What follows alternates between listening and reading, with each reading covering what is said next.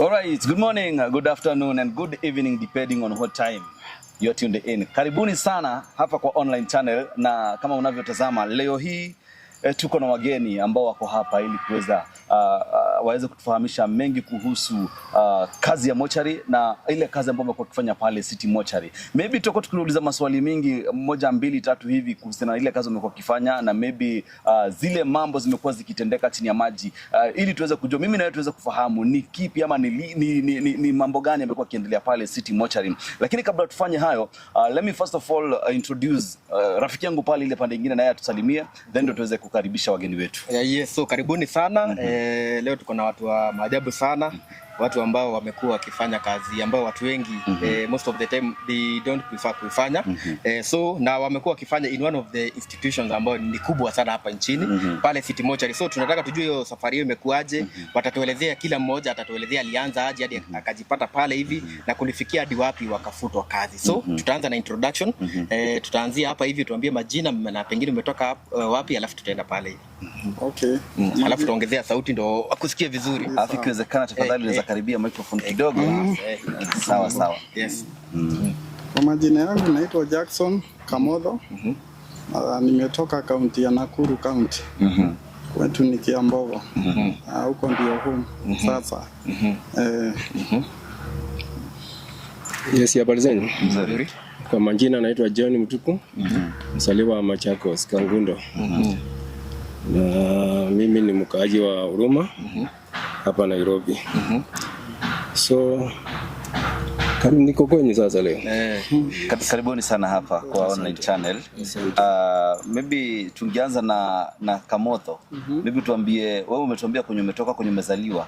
Utuambie maybe kazi ulijiunga aje na pale, na umekuwa ukifanya kazi wapi na ulijiunga vipi na kazi imekuwa namna gani? Tukuuliza maswali 2 3. Okay. Alafu kama utaweza hebu hivi ndo hivi sasa. Sasa hii kazi kweli ni passion. Hii nilikuwa na passion kuanzia nikiwa mtoto mdogo. Hata nilikuwa tunaenda kwa madishi huko. Kama sijielewi, nilikuwa na shanga nini hii inawekwa kwa sanduku tena inajimbiwa chini. Nilikuwa nataka sana nijue ni nini hii inawekwa kwa sanduku alafu inawekwa chini. Sasa hizo kuna miaka kama ngapi hivyo? Nilikuwa na miaka kama 4. Miaka 4 ulikuwa unaangalia sanduku hivi? Wakati wa maombolezi. Tulikuwa tunaenda kwa maombolezi. Mwili ikiletwa ikiwa kwa sanduku, nauliza fadhi. Sasa hii ni nini na ni kwa nini nawekwa kwa mchanga? Maswali kama hiyo. Sasa baka nikaanza nikajielewa. Sasa baba ndiye alikuwa ananifunza. Ananiambia sasa hii ni mwili, mtu amekufa. Sasa nashangaa mtu amekufa aje? Anakufa aje? Mtu anakufa aje? Sasa baba yangu ananiambia ukiwa mtu mbaya uende huko uibe vitu za watu, utapigwa na wakora na utakufa. Utazikwa kwa mchanga kama huyu mwenye alizikwa. Sasa hapo ndio nikaanza kuelewa. Sasa wakati nilikuwa mtu mkubwa katamani hiyo kazi kufanya kwa mochari. Hapo ndio sasa passion yangu ilianza. Nikataka kufanya hiyo kazi sana ya mochari. Na ukua shule, pengine ukua shule, unajua tunaonaga watu wanataka kukuwa madaktari, wengine mapilot. Wewe sasa ulikuwa unataka kukuwa mtu wa mochari? Nilikuwa nataka sana nikuwe mtu wa mochari.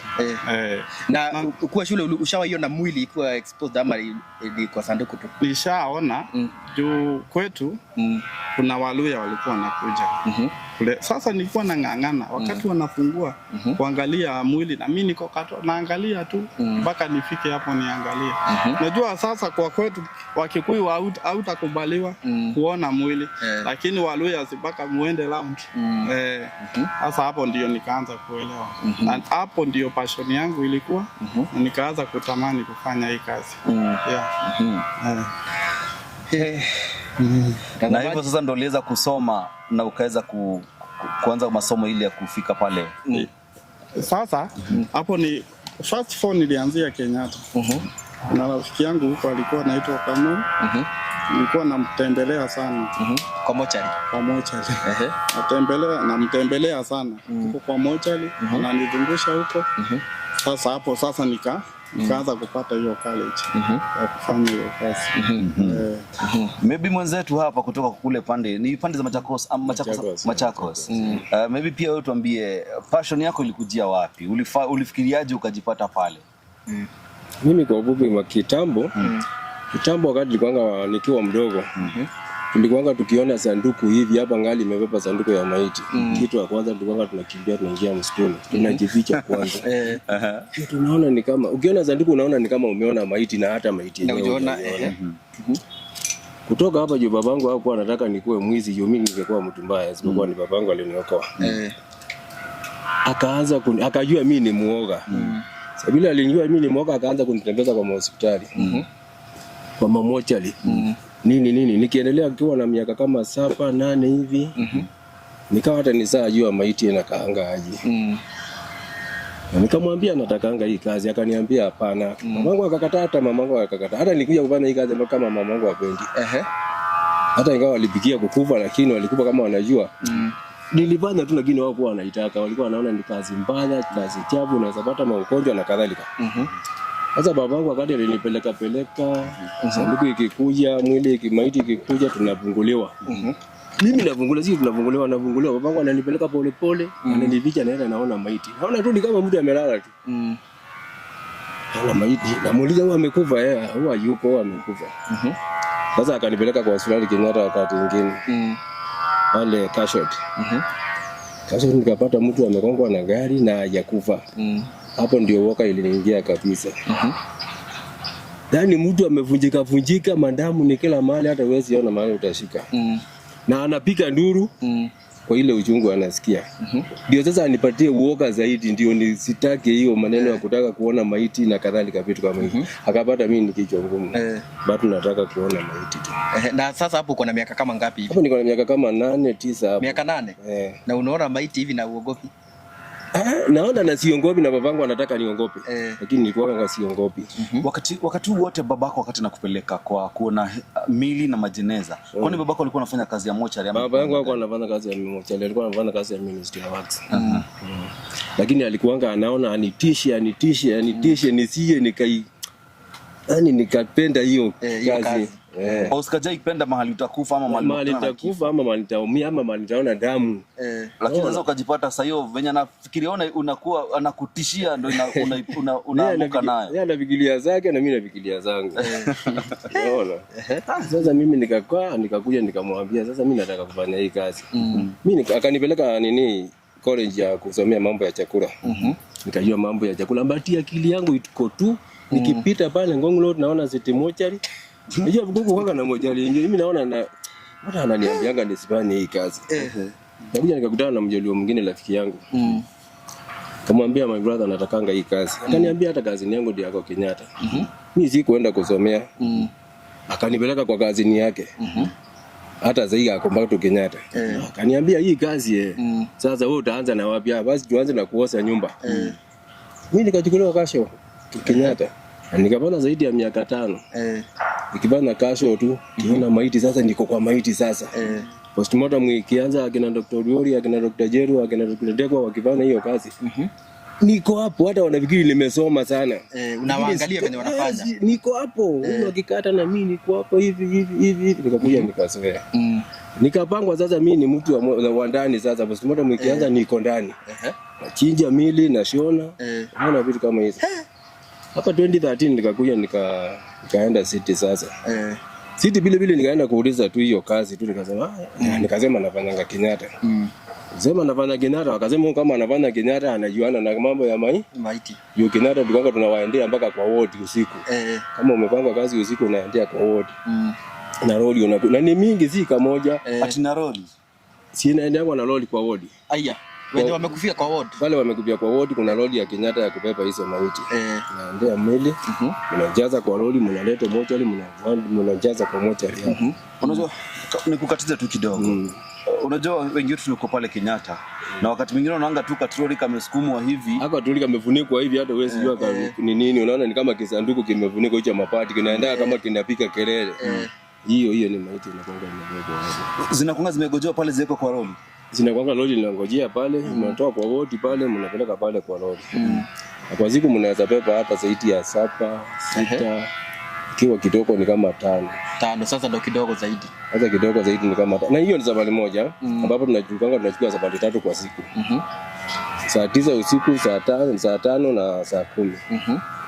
Kuna ile time mnaendea? Kuna ile time mnaendea. Sasa ilikuwa ni kazi yako, ulikuwa unajua nikitoka kwa nyumba kazi yangu ni kwenda kuchukua roli na kuendea maiti. Nikitoka kwa nyumba naenda naangalia time table, naona mimi nimepangwa wapi.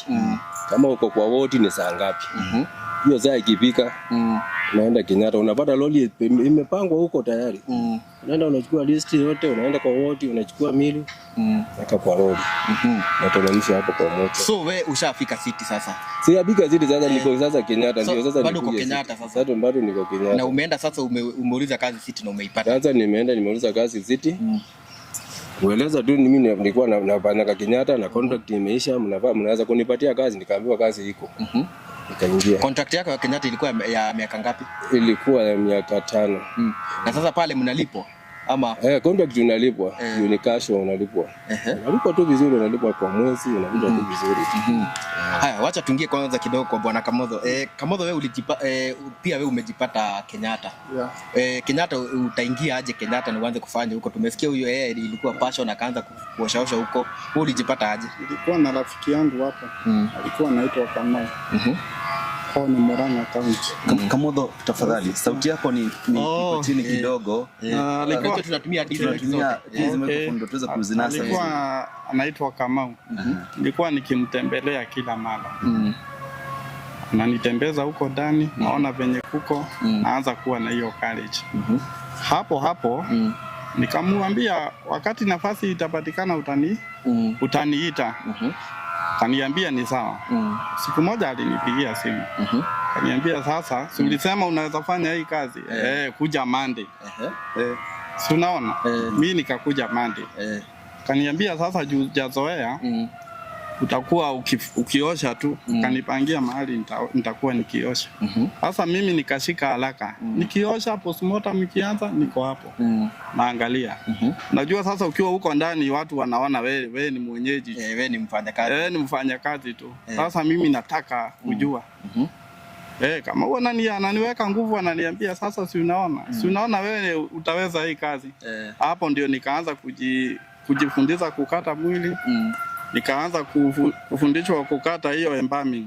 Kuna madamu anaitwa Evelyn Mjaluo. Alikuwa na roho mzuri sana. Nilikuwa nikimfuata hapa kwa.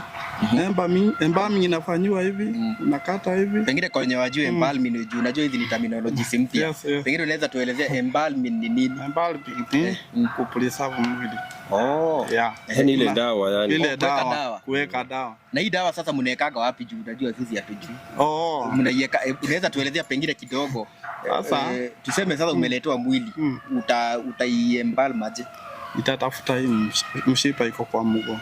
Inakuwa kwa mguu hapa kwa mapacha. Inaitwa vein.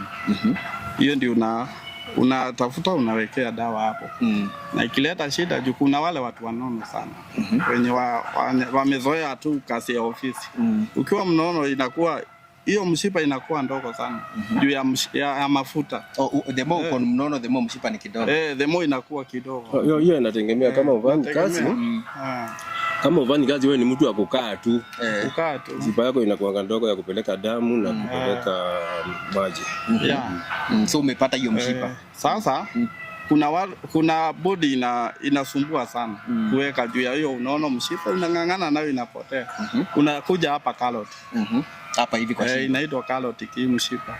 Ni kubwa sana hiyo, sasa ni kama hii kidole. Hiyo ukikata tu direct na connect na pipe inaingia dawa. Hiyo kazi yote nikajua. Nikapewa contract pia mimi. Hapo ndio nilianza kazi. Nikapewa contract nikamaliza. Wakati contract yangu iliisha, nikakuwa nimekaa nje kidogo. Mimi nilikuja nyuma ya huyu. Yeye ndio alikuwa ameingia wa kwanza. Yake Kenyatta lakini. Yake wakati iliisha, akaenda city. Na mimi nikawa niko nje sasa juu yangu imeisha. Nilikuwa natembelea huyu. Akaniambia wewe tulia.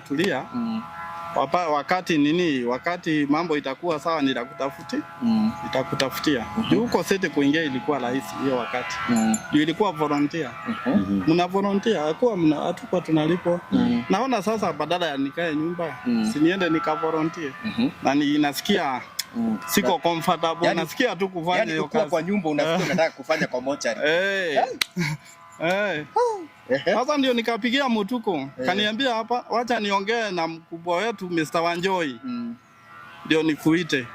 Wakati aliongea na Wanjoi akanipigia simu. Mutuko tu. Kaniambia wewe kuja tu. Yeye ilikuwa unaingia tu juu ni volunteer tu.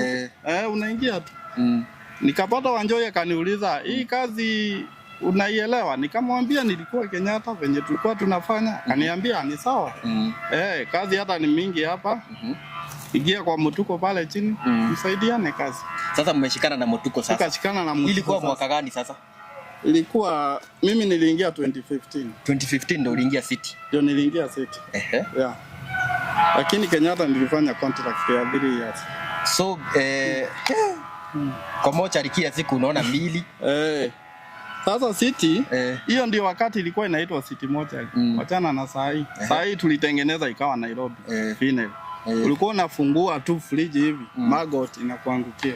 Maggot ni wadudu. Wale wadudu wanono. Wale wadudu wanono. Na wamenona kwa kukula binadamu. Kuna kazi za ng'ombe. Kulikuwa kuna kazi za ng'ombe huko chini, ulikuwa unaenda na kijiko. Unaona ile kijiko?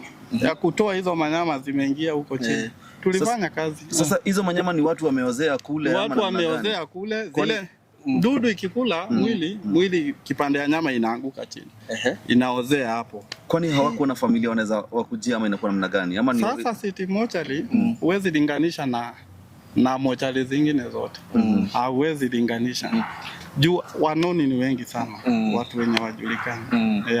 Na nikuulize venye sasa ulifika City Mochari ukapata condition ya kuwaki ya City Mochari si same na ya Kenyatta. Haukufikiria kama unaweza achana na hii kazi? Hapana, nilikuwa nasikia tu nifanye kazi. Tena nilipata rafiki yangu Mutuko. Ningewacha niende wapi? Na ni jasiri ataniambia hapana. Wewe siku 2-3 wewe utakuwa umezoea. Mutuko nikuulize, wewe sasa venye uliingia City Mochari kwa sababu hiyo environment ya huko si kama ya Kenyatta. What was your first response?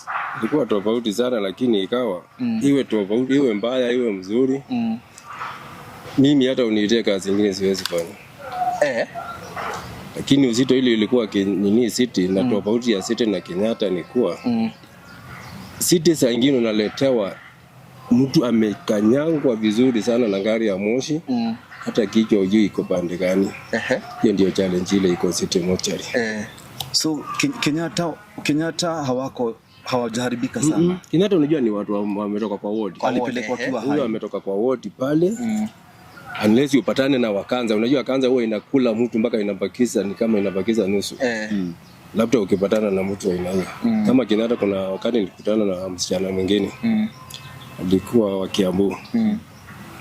Alikuwa na kanza ya tumbo. Yaani ukiangalia kutoka hapa hivi, unaona ni mtu wa maana sana. Lakini kupromia tu, yani kutoka hapa kuteremka chini ni kitonda tupu. Mpaka mala ikivana hivi unaiona tu. Na akawahi na ako kwa wote. Sasa wakati alikufa nikamleta sasa pale. Familia tulipatana hapo. Wakaona ni kama kichwa yangu ni mbaya. Nikiwaambia ati mwili itakauka, iwe inaweza shikika. Unajua mwili sasa ikikuliwa inakaa kama mafuta ni white kama ile karatasi. Lakini sasa ukiweka ndao hiyo nyama zinakuwa ngumu, hata ukishika hivi kuna shida. Wakatengenezea hiyo mwili na wakaenda wakasika. But alikuwa kwa hospitali kwa ward akiongea ukipata kakipika mdomo hapo unaweza mimi hii kanza ni aina gani? Hii kanza ilinishindanga kabisa. Unaona? Sasa tofauti ya City na Kenyatta ni kuwa hawa watu wametoka kwa ward wako fresh. City unaletewa watu kama wale mlisikia Kwale wakati wale wa Kwale walikuwa wanaletwa na magunia, hata wanaleta kichwa peke yake. Naona tu gari ya polisi ndio inaleta tu kichwa peke yake, ama inaleta tu miguu peke yake, tu kuanzia hapa kwa makoti kuteremka chini. Ama inakuja inaleta hii kinusi kwa kutoka hapa mpaka kwa makoti, ama inaleta nusu ya kutoka hapa mpaka hapa. Unaona? Na ni mwili. Sasa shida ni au utawaunganisha aje na utajuaje wote ni mtu mmoja? Sasa shida ilikuanga iko hapo. Hiyo hata ndio kitu sasa niko na hasira naye kwa kuona nimefanya hiyo kazi yote chafu ya serikali na serikali hata initambui. Tutafika hapo. Tutafika hapo. Haya. Sasa umefika city sasa. Sasa mshashikana sasa ni kuosha sasa city. Ile hiyo process ya kutengeneza sasa kuko sama presentable ilikuwa aje? Sasa city kwa sababu city unajua watu wanaletwa wale wako na damu fresh. Wanatoka kwa gari ya polisi hivi kama damu inamwakika hivi. Sasa hiyo damu ikienda kushikana mahali. Sasa hiyo inakuwa ni kama kuoza sasa. Vitu zinaanzia hapo. Wakati tuliingia city tukawa na jamaa anaitwa Mr. Wanjeye ndio alikuwa mdozi. Akatuuliza kama tutaweza kubadilisha hiyo nyumba. Tumwambie jana tunataka tubadilishe hiyo nyumba. Tukamwambia tunataka sabuni, chumvi, steel wire. Yaani vitu za kuoza nyumba sasa. Na marashi ya nini? Na maperoxide. Yaani na dawa ikue kwa wingi na tutaibandilisha. Sisi tukaingia sasa naye akaota hizo vitu. Hapa na Sakaja naye akaleta hizo vitu bila mchezo. Akaleta hizo vitu ni kama za kuja kutupa. Hiyo nyumba tulioza my friend. Mpaka wakati Sakaja alikuja sasa hapa kitu kama last year tu. 2023 ndio alikuja huko. Kisha akauliza sasa hii nyumba ni siti moja likweli? Kamwambia ingia ndani inanyuka kama hoteli. Na ni siti. Lakini kufungua frinji pako na watu zaidi ya 2,000. Si ati tumetengeneza admin imetoka. Iko tu huko. Imepepa kupepa lakini tumemake sure hiyo uchafu yote. Dawa tumeweka ile marashi ya harufu kila kitu nyumba inakuwa safi. Si ndio akaipandilisha jina. Ikaitwa Nairobi. Akasema sasa hii itaitwa Nairobi Funeral sasa. Sasa si ndio akatuita pale. Tukakaa chini na yeye. Akatuambia kuanzia leo mtakuwa mnapewa maziwa kwa sababu ya hii dawa mnatumia hapa ni mbaya na inaweza kukuharibu. Maziwa ikaanza kukuja immediately. Akasema watu hakuna sasa kumprondia hapa ati kukaa hapa ati bila kulipwa. Watapewa contract waanze kulipwa immediately. Na mimi ndio nimesema. Kutoka hapo akasema hakuna siku mtatoka hapa na hakuna siku pataletwa watu wengine mkiwa hapa. Mimi taenda ni settle pale na niletee nyinyi mabarua za kazi. Mkaletewa mabarua. Barua tu kuletewa lakini contract tulipewa. Na immediately tukaanza kulipwa na maziwa ikaanza kupeana. So mkakuwa sasa mko permanent kule city. Tukakuwa si permanent ni contract tumepewa. Ni contract tumepewa na hiyo contract sasa mnalipwa sasa. Na ni contract ya miezi ngapi ama miaka ngapi? Tulipewa ya miezi 3. Lakini hiyo miezi 3 ile nilisaini hivi ni ya miezi 3. Lakini nikapana miezi 9. Kwa hiyo miezi 9 kuna ile mwezi nilikuwa nalipwa, nyingine silipwi. Na nikiuliza naambiwa haitakuja na hiyo nyingine baada, itakuja na hiyo nyingine safari moja. Hiyo nyingine inakuja napewa moja naambiwa hiyo nyingine itakuja tu mbele tu. Hivyo tu mpaka mwezi wa 11 tarehe 28. Ndio sasa tukakuja tukaambiwa hapana. 29 tukaambiwa hapana. Sasa kazi hakuna, tumesimamishwa. Nataka tusimamie hapo kwanza. Yes, mnafanya city hapo kwa mahali mlisimamiwa kazi nataka tutaiongea. Niwaulize mko na familia? Familia tuko naye kwanza mimi niko na familia. Niko na mtoto amaliza shule. Na ako kazi. Niko na kingine kinasoma na nichelevu zaidi na kinaendelea na kusoma. Na sasa niwaulize tuseme ukipata bibi ulikuwa bado unafanya kwa mochari? Nilikuwa nafanya kazi ya hoteli. So na sasa wakati ilifika ati sasa wewe mimi naacha kazi ya hoteli naenda kufanya kwa mochari. Kazi ya hoteli ilikuja ikawa pia ni ngumu na iko na challenge mingi. Na nikawa hata naivana na sitaki. Naivana na sitaki. Sasa nikakuja nikasema sinifanye ile kazi naonanga nikiota kila siku. Sasa transition yako kutoka kwa hoteli kwenda kwa mochari, bibi alichukulia maybe aje na watu wa familia? Sasa hapo ndio vita ilikuwa na mama yangu. Hataki nifanye hiyo kazi. Naye bibi anasema sasa wewe mbona tu ufanye kazi tu. Mbona zizi tukule. Wakati nilienda pale ikawa niko na mabadiliko kidogo. Kwa sababu sasa nilikuwa sasa sikai mbule juu kazi ya hoteli ilikuja kwanza ikakatika ikawa sina kwanza. Sasa nasumbuka nikamwambia bibi nifanye ile kazi nilikuwa naoteanga kila siku. Na utaipata aje wacha nione kama nitaipata. Sasa ndio nikaanzia hapo. Na hakuna wakati hata mmoja maybe wale tunafanya kazi, mi kama wakati wa mwanahabari, kuna wakati tunajipata maybe kwa ndoto tumejipata tu nikifanya news mahali. Wewe kwako hujajipata maybe unaota na maybe uko pale zile nightmares, ile nightmares uko nyumbani na uko na bibi na watoto, ama wajipata maybe na ushamgeukia, ushaanza kufikiri uko kazini. Imagine ukiingia kwa hiyo kazi kama ni asubuhi ndio ukiingia kwa gate unajua sasa umeingia kwa kazi. Sasa kutoka ukipika kwa gate umetoka kazi. Sasa hiyo ndio ile kitu inapanga kwa kichwa. Mambo ya kazi unaacha huko. Mambo ya kazi unawachanga huko. Na hata uikumbukangi tena, utakumbuka tena kesho ukiingia tena. Bwana Kamotho, pengine wewe ukifanya hii kazi ya mochari ulikuwa na bibi na pengine bibi yako alichukulia aje na watu wa familia? Mimi nilikuwa na bibi na biashara kadogo sana ka kupika chips. Hiyo tulikuwa tunakula na bibi yangu.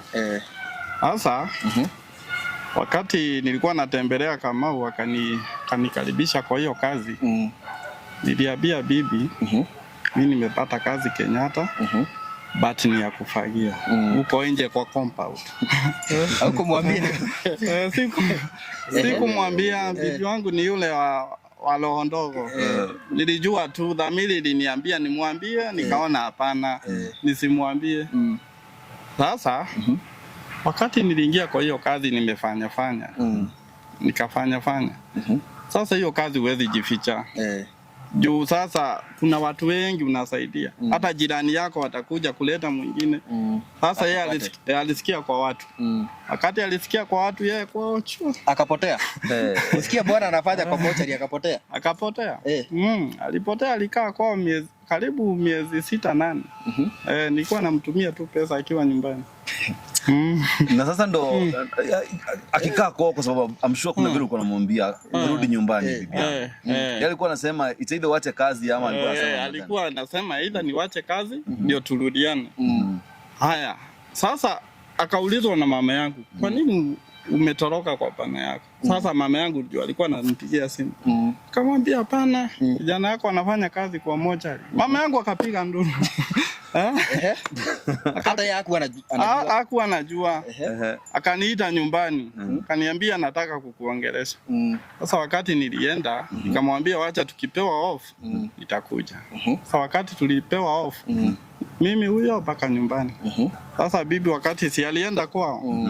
Akaona kwao hapana, sasa alienda kwetu. Mimi nilimpata kwetu. Mama yangu akaniambia kitu ya kwanza before tuongee na wewe nitakukana kama utaendelea kufanya hiyo kazi. Niseme wewe si mtoto wangu. Akamwambia hata mama ukinikana mimi niko sawa. Nimeanza. Hakuna venye naweza rudi nyuma. Sasa hapo ndio walianza kukubali. Mpaka sasa hivi maisha ikaenda hivyo. Mpaka sasa ndio bibi akarudi na akatulia. Na sasa huku City juu pia mimi nimetembea mara mingi. Kwanza wewe hata nilikuwa naona mtu akiletwa hata utumiagi ile nini. Wakati nilikuwa hapo nikaona gari ya polisi imeleta mtu, ukamshika hivi ukamwekelea hapa na ukamuingiza ndani. Sasa hiyo ndio kazi tumezoea. Hiyo ni kazi umezoea kama kazi nyingine.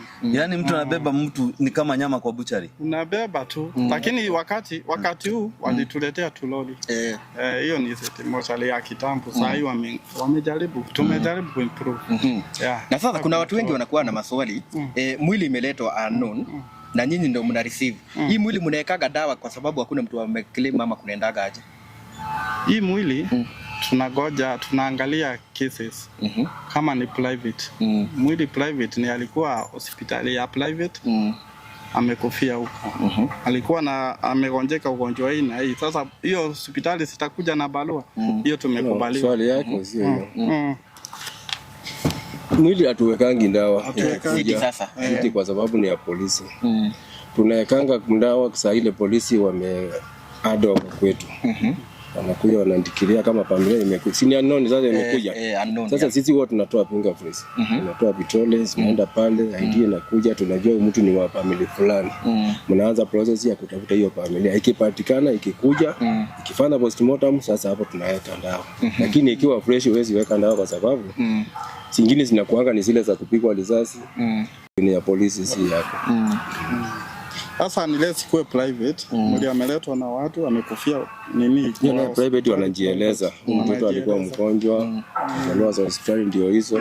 Sasa mnaweka dawa immediately hiyo hata hawezi yoza hata akaya sana. Polisi wataokota mwili na uko kwa barabara. Na waweze kuleta hapo City Mortuary. Na hiyo mwili imewapata. Nyinyi mtahakikisha vipi? Unajua kuna wale watu wanakuanga amegongwa maybe ako in coma, hajakufa zaidi. Mta-identify vipi huyu mtu ni ukweli hayuko ashaenda? Na pia mshajipata kuna kesi moja hata moja ama mbili hivi mwili shailetwa mkajua hii mwili bado hajaaga, pelekeni hospitali. Sasa mwili naye kitambo ipike pale. Kama sasa mpate mtu amekupia pale kwa barabara, kipo tu ya kawaida si ya gari. Kitambo achukuliwa hapo. Kila polisi zote zitakuwa ziko hapo, wale wa kupika picha, wale wa kufanya nini. Na kitambo hiyo masaa ipike mpaka apike moja itachukua zaidi ya masaa 3. Hapo tutakuwa tumendikiria mtu aliko. Hamjajipata na kesi hata moja mwili imeletwa pale na haijakufa zaidi? Ni ngumu. Hapo si hata ile pande nyingine ya Kenyatta bado hamjajipata. Kenyatta unajua akipatikana anawekwa kwa ward. Sasa sisi tunatoa kwa ward kama daktari sawa sema confirm. So mtazamaji, tunaendelea kuongea na bwana Kamodho na bwana Mutiso ndio Mutuko ambao wamekuwa wakifanya kazi pale City Mortuary na unfortunately walisimamishwa, hatujui ni kwa nini. So hapo ndo tunataka tuingie tujue reason yenu kusimamishwa pale City Mortuary ilikuwa ni gani? Yeah. Maybe tuanze nawe Mutuko. Sasa sisi mimi kulingana na kusimamishwa kwetu turudi pale nyuma kidogo. Wakati ngabana alikuja akaona ile kazi tunafanya hiyo siku tulikuwa na disposal. Na disposal tuna dispose yanga mili mingi. Karibu 100. Disposal ni kusema aje? Ni kusema ile mili imekosa wenyewe na tunapeleka Lang'ata kuzika kama disposal, yani na siko tu pamoja. Hiyo ndio disposal. Hapo sasa ndio ngabana alipigiwa simu na watu akaambiwa hey, kuna nyuka huko City Mortuary nini inaendelea, akakuja. Kuja akapata tunafanya disposal. Tukamwambia ni kawaida ya kunuka. Lakini kwa muda kidogo itakuwa sawa. Kwa hiyo muda kidogo kumaliza ngali hiyo ya kwanza kungali kupeleka mili, tukaingia tukaanza kuosha nyumba. Tukaosha tukamaliza. Akaingia akasema kweli kazi inakuanga hivyo. Katupenda sana. Na akatuambia sasa tutakuwa tunaletewa maziwa. Sasa hapo ndio maziwa ilianzia sasa. Na kasho pia ilianzia hapo. Ile contract ilikuwa ya miezi 3 ilianzia hapo. Tukaanza kulipwa. Na akasema tutalipwa mpaka wakati atatuletea barua za kazi. Na hakuna mtu mwingine ataingia hapo. Hata tulimtevu hiyo nini tuko naye. Sisi tukafurahia. Tukaendelea na kazi. Sasa kuendelea na kazi hiyo ilikuwa mwezi wa 3 last year. Ndio nilisaini contract ya kwanza. Hiyo contract ndio nilisaini hiyo tu moja na ndio ikule kubwa ya kwanza na ya mwisho. Hii masiku zingine sasa naambiwa tu wewe endelee tu. Nalipwa hii mwezi, hiyo nyingine nakosa kulipwa, nalipwa hiyo nyingine nakosa kulipwa. Yaani naenda ikiluka hivi. Hiyo nikihesabu ile miezi nililipwa ni miezi 4. Na miezi 5 sikulipwa, yote ilikuwa miezi 9. Unaona? Sasa kukuja kupika mwezi wa 11 kulikuwa kuko na boti hapo. Boti ikakuwa iko hapo. Hiyo boti sasa unaona sasa ile Sakaja alisema watu ni watu wa maana na wanapaa wanapaa wachukuliwe kama watu wa maana. Mbona wanafanya kazi mzuri namna hiyo? Mbona wanatusaidia hivyo? Mbona wasianze kulipwa na pesa tukaanza kulipwa na tukaanza kupewa maziwa? Sasa hao wakubwa wako hapo hao wa bodi sasa I think ni kama hao ndio walichola wakasema hapana. Hii nafasi bwana kama na amepeana tupatie watu wetu. Hivyo ndio tulisimamishwa.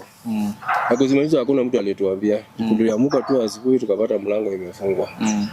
Tukaambiwa mmeambiwa msiingie. Na nani na mdosi yenu. Kuingia ndani tukapata hata polisi VIP wako ndani na pikipiki. Tukasema na landa na hata nguo zetu. Tukaambiwa haina shida. Lakini msiingie. Tukasema tutaingia ile kinakulanga watu wetu kule. Tukaingia na tukaambiwa tu wait pale kwa waiting room, tukaambiwa tukae hapo. Sasa mdogo ya mkubwa hakuwa. Sasa mdogo ndio alikuja akatuongeleza akatuambia mmeambiwa msimame. Kwa muda kidogo. Lakini tutaangalia pia mambo yenu tena. hivyo tujapewa barua ya kusimama, tulisimamishwa na mdomo mpaka hata waleo sisi tunangojeanga tu. Hiyo wakati mnasimamishwa kazi, mko nyinyi wawili ama kuna watu wengine? Tulikuwa wote mpaka attachment wale walikuwa. Kwa sababu tulikuwa watu zaidi ya 20. Watu zaidi ya 24. Nyinyi wote mkakuwa mmesimamishwa wote. Na wakati mmesimamishwa kwa sababu mmefika pale na mmesema mko pale kwa waiting room.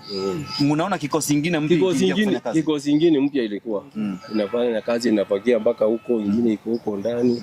Hivyo kuulizia tukapata hii kikosi ni kama ndio ilituma tusimamishwe, ndio sasa hawa wakubwa walete watu yao juu ya ile sauti ya gavana kusema hawa watu lazima walipwe na lazima wakuwa wanapewa maziwa.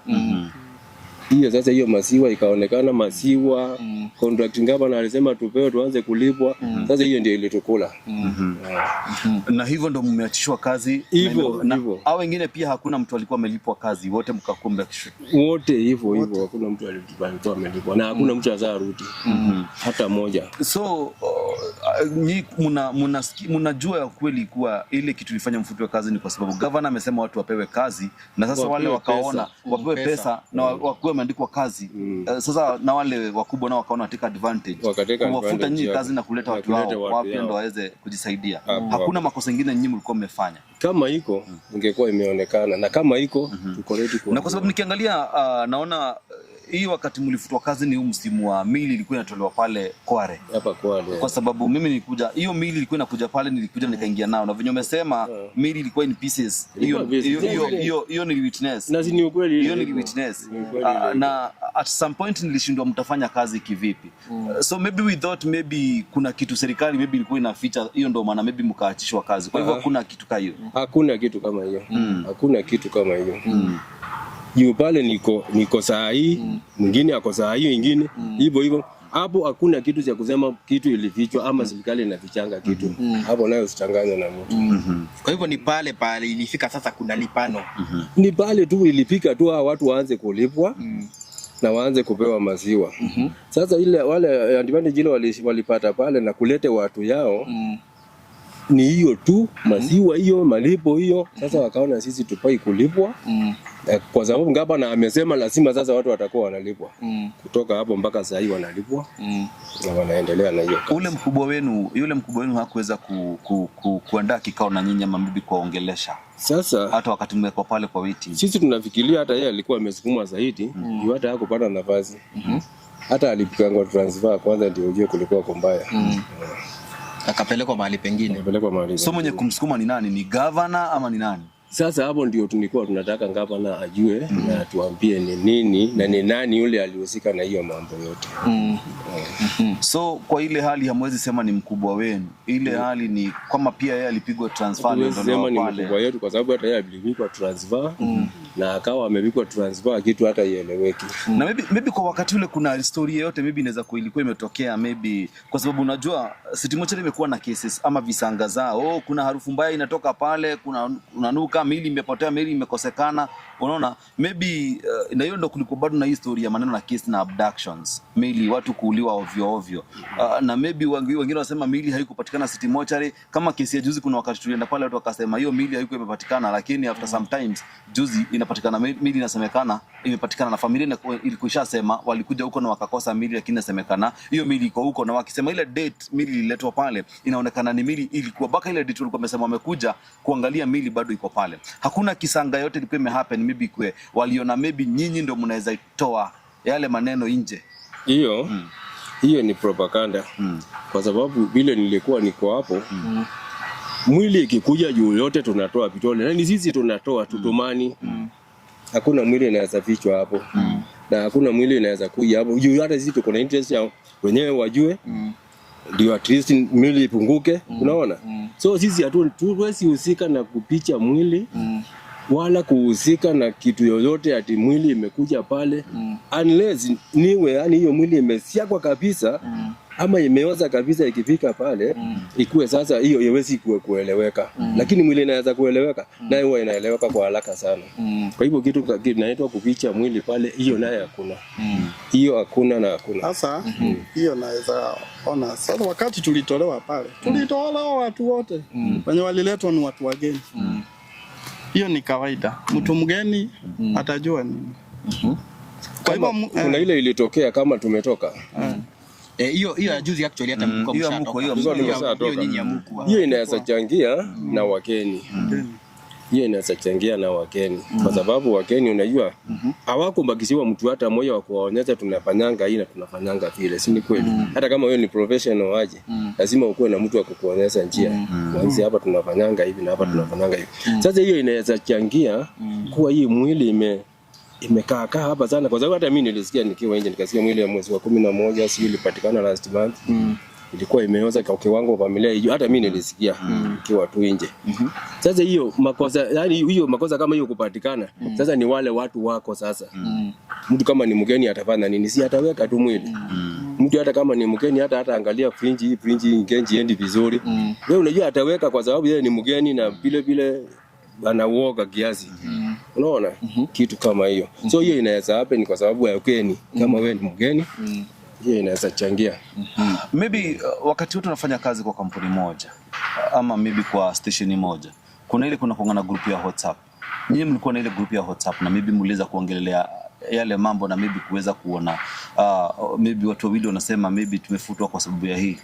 Sasa hivi sisi hatuko group inakuanga na hatuko meki kuongea kwa sababu sisi wote kila mtu alienda akona pesa zake nini. Hata zaidi ndio wameanza hasa kuinuka kidogo. Leo tulikuwa tukiwa wengi lakini sasa wakawa wengine hata wajiwezi hata wana fea wana nini, yani ni ile hali ya kuwasha na wengine wako na watoto na wengi wao ni wanawake.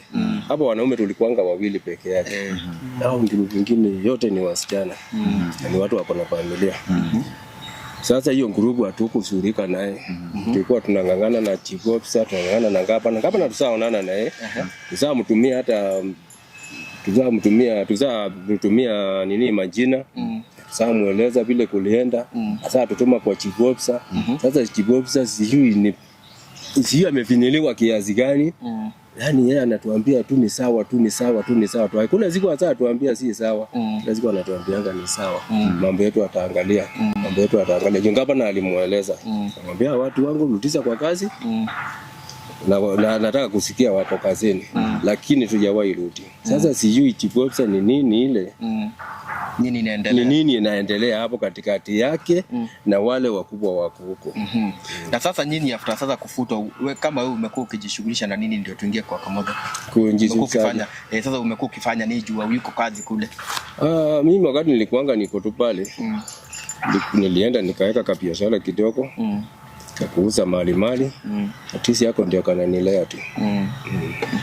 Na wewe bwana Kamoto? Si tulirudi tu kwa waru. Hata kama tunateseka sana, lakini tunang'ang'ana tu juu Mungu wako. Na sasa pengine mtu akiwa pale anajiuliza, hawa jamaa juu washatoka kwa mochari, bado wanatafuta kazi ya mochari? Inabidi utafute ile kazi unaielewa naye. Lakini sasa pale tujiandikilia kabisa kama hatujuko kazi, kwa sababu tukienda kwa mkubwa anatuambia tungoje tu. So tulikuwa tunataka atuambie kama hakuna tujue hakuna. Naona tufikirie kuweka vitii pande vingine mahali mwingine. Na niulize, na pengine kuna mtu wako pale hivi na akona pengine mochari yake na pengine ni better kuliko hata kule city mochari. Ukiweza itwa mnaweza enda hiyo kazi? Tukiitwa tutaenda. Tukiitwa kazi tutaenda kazi. Na maybe mnaweza kuwa pia na idea. Unajua kuna watu wengi sana wako na pesa hapa nje. Na wanatafuta idea ya kuweka biashara. Na ile biashara ni kama biashara zile zingine. Wakati sisi tunaomba maybe asubuhi na mapema tukiamka, Mungu bariki kazi ya mikono yangu. Najua pia nyinyi mnaomba Mungu bariki. Naomba hivyo tu. Na pia ule mwenye mochari pia anaomba hivyo. Anaomba hivyo. Maybe mnaweza kuwa mnajua zile vifaa mtu anafaa kununua ili kuweka mochari yake na vitu kama hizo. Maybe unajua kunaweza kuwa mtu pale anatazama na aseme ningetaka kuventure into that business but sina idea ya inahitaji nini na nini na nini. Mtu akawapigia simu unaweza saidiana, kwa sababu maybe mkisaidiana na ile kazi maybe atawapea kazi. Hiyo mtu akituhitaji tutampangia hiyo kazi na atajua kweli ni kazi tulikuwa tunaifanya na tunaipenda. Unajua kazi ni ile unapenda. Hata ukiamua ukulima kama huyu mwenzangu zinasikia alienda kwa viazi. Anaweza kuwa hata anaweza kaa aone hiyo viazi ina faida kubwa, hata hiyo moja ile hawezi aseme hataki. Haya, mtu kama ataniita na niambie tukae chini nimpangie ni nini na nini inahitajika, naye nitampangia na hakuna mahali ataanguka. Maybe tuko na gavana wetu wa Nairobi Bwana Sakaja ambaye maybe anaweza kuwa anatazama hii ama maybe kuna wale wafanyikazi wake ama mtu wote wa karibu na yeye na maybe tungetaka maybe aweze kumfikishia hii habari kwa sababu wale vijana alijua walifanya kazi mzuri, wale vijana alipendelea kazi yao na wale alipendelea waweze kupewa kazi. Maybe sijui kama mnaweza funguka muongeleshe moja kwa moja, muambie wale vijana ambao walichange City Mortuary, wale watu walitransform City Mortuary, ndio sasa yeye mwenyewe akaipatia jina mpya, ajue mko nje, hamjairudishwa kazi na maybe hana information ya venye kulienda. Maybe mnaweza ongea mmoja muongeleshe ni kama ni yeye una address. Ukiangalia hizi kamera naweza kumueleza kwa sababu mimi najua bahali tulianzana na yeye na mahali tulibikanisha na yeye. Kwa hivyo nikitaka kumwambia na kumpongeza kwanza kwa maana alitutoa mbali na kututoa mbali mahali alitutoa ni kukuja na kuona kweli tumefanya kazi mzuri na kuona tunafaa kupewa kama ni hiyo maziwa, tunafaa kupewa kama ni hiyo pesa, tulipwe. Ni sisi tunaweza, mimi upande wangu nashukuru sana by the way. Nashukuru sana gavana. Alikuja akatamuka hiyo maneno immediately ikaanza. Immediately hata ikumaliza siku 2 maziwa tukaona imeingia na tukaletewa makaratasi tukajaza contract na tukaanza kulipwa mwezi ikiisha. So yangu ni kusema ni asante kwanza kwa yale yote alitufanyia. Na la pili ni kumuuliza kwamba ni kumjulisha, yani ajue ya kwamba pale asiyuko asiyo akapigilia akikuja pale atanipata. Ajue pale mimi siyuko ni saa tolewa na kwa sababu ieleweki. So nahitaji kama anaweza kunirutisha kwa kazi, aninirutishe kwa kazi. Tukipatana kama tunaweza ongea maswali mingi, akiniuliza maswali nitaweza kumjibu na kadhalika.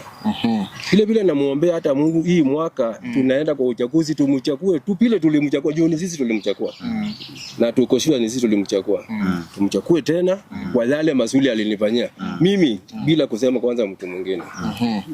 Bwana Kamotho, angalia zile kamera, unaweza ongelesha Bwana Governor Sakaja, Governor Nairobi, maybe ungetaka kumwambia nini? Mimi ningetaka kumwambia kwanza namshukuru sana gavana wetu Sakaja. Yeye ni mtu wa kusema na kutenda. Alisema na akatenda. Lakini na akatupea hiyo maziwa. Hiyo kamshahara alitupea, lakini tulinyakanyiwa huko chini. Tumeteseka sana gavana. Juu tumejaribu sana kukutafuta. Hata wewe ni mshahidi. Wakati tulikutafuta kuna siku tulifungia sana pale kwa gate. Akatuambia sasa juu niko busy, wacha nitashughulika. Nitapigia Nyakaba simu. Na mtarudi kazi. Sasa sisi tukagoja. Hatukupata ripoti. Tukarudi hapo. Tukamfungia tena kwa gate. Tukapatana pia. Unajua gavana ako na watu wengi sana, kikundi ako na mambo mingi sana. Hasa wakati alituambia hapana, saa hii sitaweza kuwasikiza.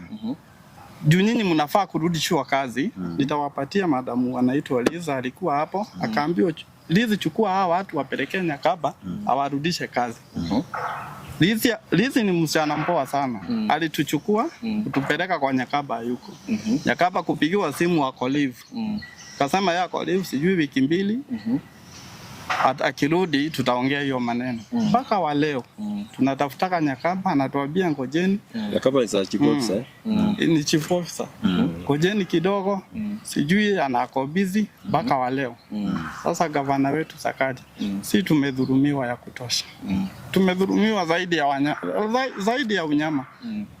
Juu wakati waliona pale gavana venye alisema tutaanza kulipwa na tutaandikwa kazi permanent. Hiyo ndio kidonda ya ile board ilitutoa pale. Tunakuomba gavana wetu turudishe kazi. Na sisi ni watu wa kazi na tutafanya kazi vizuri. Na ni passion. Ni kweli. Asanti. Maybe mtazamaji, hao ni baadhi ya wale ambao walikuwa wanafanya kazi pale City Mortuary na kwa wakati mmoja after kufanya kazi vizuri sana kuirudisha katika ile hali inayofaa. Bwana Sakaja alikuja na akaweza kutimiza kuwa atawapea kazi. Watakuwa wanapata kazi ile contract na wakaanza kulipwa. But ghafla mambo ikaanza kuendelea vile vibaya na ikakuwa wengine hawakuweza kulipwa pesa yao yote. na wakakuja hivyo watu kama 20 hivyo wakaweza kuachishwa kazi. Maybe bwana governor, kama tukikuongelesha hapa, kwa sababu tunajua we have someone maybe who is watching ambaye anaweza kukufikishia ripoti, na kama pia unatazama ni vizuri pia uweze kuongelesha hawa wazee, kwa sababu umesikia passion iko ndani yao. Wanakushukuru, wanasema uliwapatia kazi, uliweza kuwa consider. Hakuna mahali wamekupa kama mtoto, kuna mahali wamekutoa makosa, wanasema kazi ulifanya na kazi umefanya. Na wamezidi na wakasema wanakuombea hata mhula mwingine uweze kupata ili uendelee kufanya kazi Nairobi. Maybe kwa ule mkubwa wao mwenye aliambiwa arudishe kazi.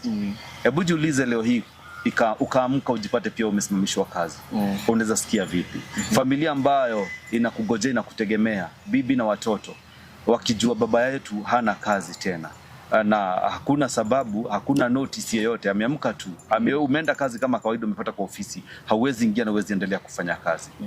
Ni vyema tuwe na utu, kwa sababu Biblia inasema kuwa upandacho utavuna. Hawa maybe waliweza kupanda na maybe with the time walichokipanda watavuna tu siku moja, na maybe itakuwa mzuri sana. Mungu atawakumbuka, najua tu, kwa sababu kama walifanya kazi vile inafaa. Wewe mwenye umepewa kazi hapo, na si kwa huyo peke yake, mtu mwingine yote hapo ambaye anatazama, umepewa kazi pale, na maybe kazi yako ni kudhulumu wengine kazini, maybe hauwapatii haki yao, kuachisha kazi tu hata bila notice yoyote, bila kuwafanya wajue makosa yao ni gani. Ama maybe opportunity ikitokea, unafuta wale ambao walikuwa wanafanya kazi, ambao walikuwa foundation ya ile kazi, ambao walianza kazi mzuri pale, lakini unakuja unaweka watu wenu ama kwa familia yenu.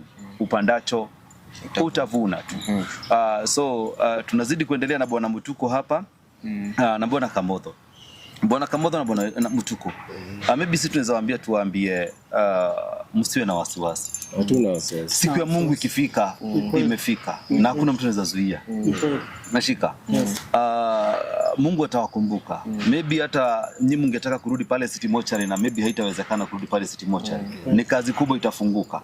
Tuko na wanabiashara hapa Mabwenyenye wanaweza fungua biashara. Tuko na mochari mingi sana hapa nchini ambazo zinafanya kazi. Na maybe mnaweza jipata pia familia zenu, na si kwa nyinyi peke yenu, baka kuna wale wengine. Maybe wengine wameogopa kukuja hapa kuongea. Hatujui, maybe wameogopa kuja kuongea, wengine wanasema maybe ni fair hawana. Wanaweza kuwa wanaogopa. Lakini nyinyi tumekubali kuongea. Mimi naomba tu Mungu ajibu maombi yenu, familia zenu ziweze kufurahia tena, awatoe kwa ile shida, kwa sababu hamuko hapa. Mungekuwa mlipata kazi mzuri kuliko ile, hamungekuja hapa, mungesema hata ni vizuri hivyo, iliendelea hivyo. Maybe tutazidi tukimalizia, maybe tutaweza kuwapea nafasi muweze kupatiana namba za simu, kwa sababu tunajua Wakenya wanahitaji pale. Kuna watu wanaweza kutaka pia kujua kazi ya mochari iko namna gani, wanaweza pata nafasi namna gani, mtu anafaa kusomea nini, unaelewa? Na maybe kuna watu wangetaka pia kuwapea kazi zaidi, unaelewa? Maybe pia ule Bwana Sakaja anaweza kuwa kuna information, lakini hajui who is who. Mashika, hajui who is who. Maybe mkipata namba zenu za simu, maybe mtaweza kufikiwa, na maybe mweze kupata usaidizi ama kazi zingine hata za maana kuliko hiyo. Hatusemi hiyo si kazi ya maana, but maybe na ni kazi ya maana juu unaona hiyo, that is their passion. Yes. Alafu pia kuna ndio tunategemea. Alafu pia kuna watu wako pale hivi, pengine ungependa kuwa support, maybe uko na kitu unaweza warushia, maybe ya fare. Nasikia hawayuko kazi. So unaweza warushia, watapeana namba yao, na pengine hata kuna watu mmesaidia hapa, najua mmesaidia watu wengi sana. Juu mimi hata ndo nijuane na Bwana Kamotho hapa, na niliendaga pale, kuna familia fulani ya kule Murang'a. Kuna familia walikuwa wamepoteza kijana wao, na huyu ndo alinisaidia, akaenda akatuonesha hizo mambo zote. So ni watu wazuri, ni wale watu wenye wako na roho ya kusaidia. So kama uko hapo hivyo, unaweza wa support, watapeana namba yao. Kama uko na kazi, unaweza pia waitie hiyo kazi, na vitu kama hizo. Kama kuna venye unaweza wasaidia, bado wafikie governor face to face. Unajua mkiongea na mtu face to face, unaweza kuongea na umuelezee mashida zako zote. So kama uko hapo, unaweza wasaidia, watatupatia namba, alafu after hapo tutaendelea. Tutaanzia na Bwana Kamotho, alafu tutaendelea. Namba yangu ya simu ni 07 17 93 08 38. Rudia tena maybe kwa sauti kidogo. 07 17 93 08 38. Yes. Majina zote tatu inatoa nani? Majina ni mbili yenye iko kwa kitambulisho. Jackson Kamotho. Jackson Kamotho. Yes. Mutuko, mimi naweza sema asante sana kwanza. na nashukuru zaidi kwa kuwa kama naweza kuwa ni sauti yangu kama inaweza pikia ngapana. Sasa sema ni asante by the way. So kwa majina naitwa John Mtuku Mbondo. Namba yangu ni 0718 89 3312. Rudia tafadhali. 0718 89 3312. John Mtuku Mbondo. John Mtuku Mbondo. Mzaliwa wa Machakos. Na hiyo namba tutaiandika hapa, namba zote mbili tutaziandika hapa. So kama uko na kitu yote unataka kusupport, kama unataka kuwaitia kazi, kama bado unataka kuwasaidia kufikia governor, hiyo namba iko hapo hivyo. Na kama uko hapo hivyo na unaweza kuwa na pengine hata mochari yako na unataka watu watakufanyia hiyo kazi vizuri. These guys wako hapa hivi na umesikia ni passion, it's their passion. Kwanza walianzia city mochari kama hawalipwi, so walivolunteer. So you can imagine wakati wanalipo watafanya kazi ya. Na mnaweza anza nao chini, maybe labda uko na shamba pale, uko na nyumba pale na ujui kama hiyo nyumba inaweza fanywa kazi ya mochari. Au unaweza kukusaidia vile zile machini utaweza kununua kila kitu na barua zile zote maybe unafaa kufuata ndio uweze kuingia kwa ile biashara maybe ya kuwekeza mili. Labda tuko hapo na maybe kwa hizo miaka umesikia umetaja hapa. Ushaikuwa na mgonjwa wenu mochari pale Kenyatta na maybe ama city mochari na maybe mkaweza kusaidiwa. Labda hukuona mwenye kuwasaidia, maybe hukuwa na wakati kwa sababu hiyo wakati maybe ulikuwa na majonzi mingi. Lakini kwa sasa hivi hawa ni baadhi ya wale wameweza kuwa kusaidia. Mara nyingine wakati mwingine boy child anakuwa amesahaulika sana katika society. Mama akikuja hapa anasaidiwa lakini boy child anasahaulika. Na hiyo imeleta maafa sana kwa sababu unapata boy child apatwa na depression kwa sababu watu wanasema wanaume ni wagumu, ati wanaume wanafaa kuji-encourage and all that. Now boy child amejitokezea hapa. Itakuwa ni jambo la maana sana na muhimu sana. Kama tunaweza kuwasupport hata kama ni sukari kilo moja, hata kama ni ile unga paketi moja ya unga. Ile kidogo utaweza, tafadhali let's support the boy child kwa sababu walifanya kazi mzuri. Si mara mingi watu wanaweza kuwa wakijitolea, na kama ni kwa kujitolea kufanya kazi, si kazi kama hizi. Kazi zile mingi najua watu wajitoleanga za wanahabari kwa sababu maybe mtu anadhani hiyo haina kazi mingi. Lakini imagine mtu ajitolea kazi, unapakwa damu, unashika mtu juu alikufa nini. Tumekuwa na wakati mgumu sana wakati wa corona. Maiti zinaletwa pale zimekufa kwa sababu ya corona and all that. Hawa wanazihandle without minding. Tumekuwa na wakati wa 2007 pale post elections, tumekuwa na wakati wa maandamano. Vijana wamepigwa risasi, mimi na wewe tukiangalia hapa town na wanaenda wakimwaga damu. Wewe wengine hata kwa barabara accidents zina happen. Wewe mwenye gari unaomba lift, unasema tupelekee mtu hospitali ama tupelekee mtu hospitali. Utaki kuguzana na ile damu. Lakini hawa hawana lingine. Wakati mwingine amesema washajipata wanabeba zile mili na mgongo kwa sababu maybe hospitali haina uwezo wa kuleta zile troli. Wameshika na wamekuja amesema imeimprove baadaye na imeleta zile. Imagine mtu ana risk maisha yake kwa hiyo yote. So I feel it's good if you can support these guys, if we can be in unity and support them. Kama uko hapo ni mwanabiashara, wapigie simu, kaa chini na hawa muongee. Ningetaka kusikia siku moja nimekutana nao watu waniambie after ile interview mlitusaidia sana, nilisaidika, nimefanya hivi. Ama pia Mungu wasaidie wafungue mochari yao pia sasa. Wasemange tulianza city mochari, sasa tulianza Kenyatta katika ile kazi ya na wamepatia watu wengine kazi sasa. So if you're there ukitazama hii story, pigia majamaa simu, ongea na wao. Ni wazee wa heshima wanaonekana, ongea nao na maybe tuweze kusaidiana maybe kwa familia. Yes. So tutafikisha hapo hivyo. Kama kama wakati wa COVID sasa. Mimi huko kote hakuna mahali sijaingia. Hiyo wakati nilikuja nikatoka pale nikaingia kwa COVID. Hata certificate niko naye. Ile si yakuja naye leo. Nilipewa. After hiyo maneno yote tulipewa certificate. Hakuna mahali sijaingia. Gari tunaenda usiku na mchana. Tukafuruka hiyo kazi yote tukapanda mpaka COVID ikakuja kuisha. Na Mungu ni mzuri kwa sababu tujawahi konjeka. Mimi sijawahi konjeka. Hamjai konjeka. Sijawahi konjeka. Na hiyo kazi yote nimefanya. KU Livalo nilikuwa tumepewa fringe 2. Hii ya Parapara nilikuwa tumepewa fringe 2. City moja ilikuwa tumepewa fringe 3. Kenyatta ilikuwa, yani kila moja yote ilikuwa tumepewa fringe. Ukisikia ni watu wa corona kila mtu anakimbia mbio, tunaambiwa fringe yenu ndio ile. Utaweka hapo na kesho utakuja kutoa hapo. Ipimwe. Usambuzi unasambuzi bila kama chemist. Hivyo tu. Isemekana iko ama haina. Unaona vitu kama hizo. So tulipitia hapa mangumu bwana. Na hiyo wakati hakuna mtu anakulipa. Hakuna mtu anakulipa. Na nikafanya hiyo kazi mpaka COVID ikakuja ikaisha. Na nikarudi Tumbatu City. Kaendelea na kuhangaisha bado. So kazi tumepitia mangumu by the way. Na tunafurahia. Na kitu moja tunaamini Mungu atawasaidia na kufanya hiyo kazi yote yenye mmefanya. Unajua watu by the way huwa wana-assume hiyo kazi ni kazi tu ya kawaida. Lakini kupeleka mtu amepata accident, amevunjika huku, ametoka nyama nini, humalizia kazi kwa hawa, kwa mikono ya hawa. Hawa ndio wanaweza kuambia zingine zinakuja zikiwa uchi, zingine hazishikiki. Wanashindwa, unasikia amesema zingine zimemalizwa na train, anashindwa kichwa iko pande gani, na imagine lazima atengeneze hiyo mwili vile ati familia watakuja waipate.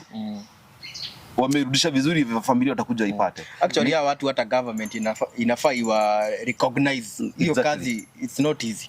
It's not easy. So even to our president, the governor Nairobi County. Wakati mwingine nishaiona ule kinara wa Azimio Kalonzo Musyoka akiongelea haya mambo kuhusu hii timu ambao kwa wakati walifutwa kazi. Na maybe nilidhani kwa sababu maybe ameongea, maybe serikali itaweza kuwarudisha kazini. Hawa ndo watu tunategemea, maybe wakati watu mnalewa kwa klabu, you know that marafiki zako wote watakuondokea. Wakati mnacheza huku nje marafiki zako wote watakuondokea. Maybe watakuombea tu, lakini hawa ndio watakuwa nawe baka ile wakati wa mwisho. Wakati wa mwisho kukutayarisha na kumake sure umekupatiana kwa mikono ya familia yako ili ukaweze kulazwa. So ni vizuri tuweze kuwa support. Maybe tukimalizia wapeane namba tena alafu tuende tuko tumemalizia. Yes, Bwana Mutuku tuanzie hapo. Tupatie namba sasa tuende tukimalizia. Kwa majina ni John Mutuku. Namba yangu ni 0718 89 33 12. So Bwana Kamodho. Majina yangu ni Jackson Kamodho.